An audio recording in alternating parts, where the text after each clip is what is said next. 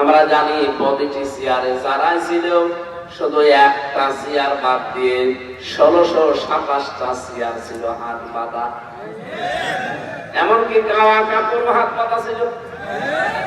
উপরে উপরে বলতে চাই একটা হাত শুধু খোলা ছিল, উনি যা বলতো তাই, ওইটাই ভাই, ওইটাই বিচার। সেটা ন্যায় বিচার হোক আর অবিচার হোক। রব্বুল আলামিন এমন অপমান করে দুনিয়া থেকে, বিশেষ করে আমাদের কাছ থেকে তাড়িয়ে দিয়েছে। আমার মনে হয় পৃথিবীর ইতিহাসে এত অপমান আর কাউকে করেনি। ময়লার বস্তা 257টা রাষ্ট্র কেউ নিতে রাজি হয়নি। স্বামী স্ত্রী পাতিয়েছিল, এটা আমরা বন্ধ পাতাই না, স্বামী স্ত্রী পাতিয়েছিল ওই জায়গায় যে আশ্রয়। কিন্তু দুঃখজনক হলেও সত্য, এখন গলার কাটা হয়ে দাঁড়িয়েছে দাদা বাবু।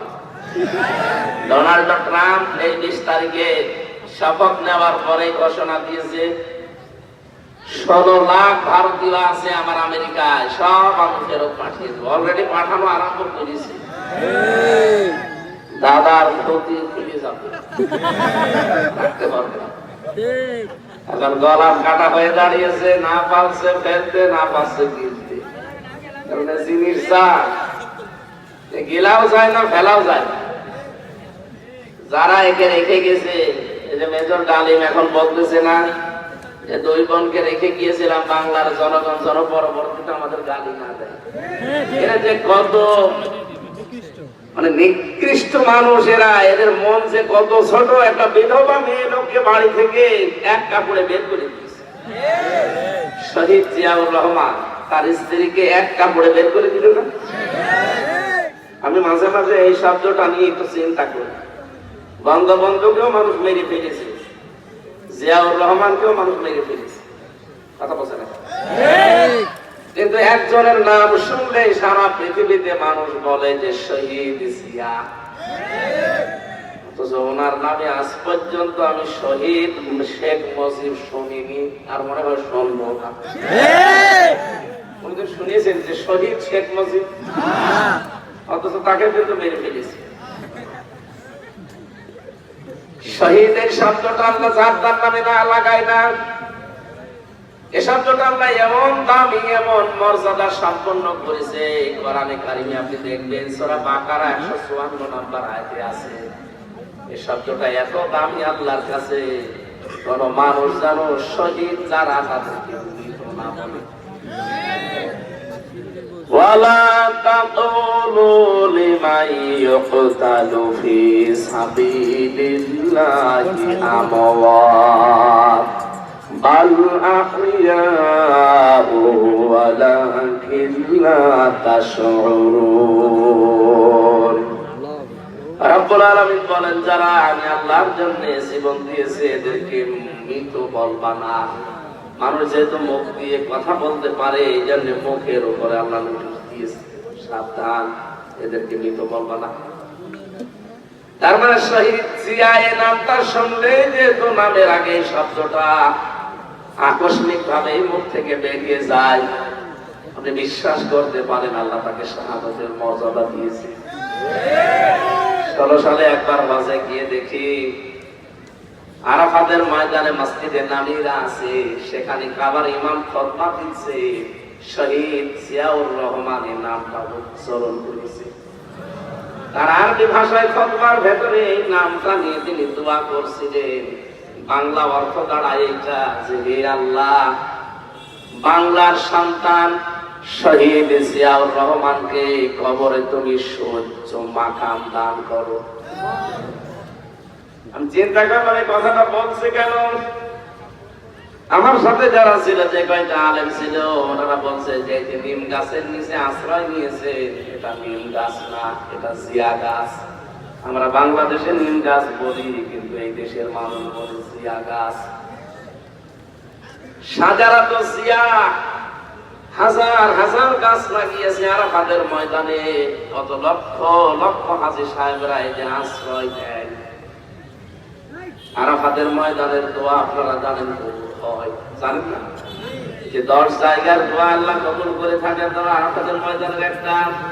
বলেন তো শুধু বাংলাদেশের মানুষ না, সারা পৃথিবীর যেখান থেকে মানুষ যায় আরাফাতে না গেলে হজ হয়।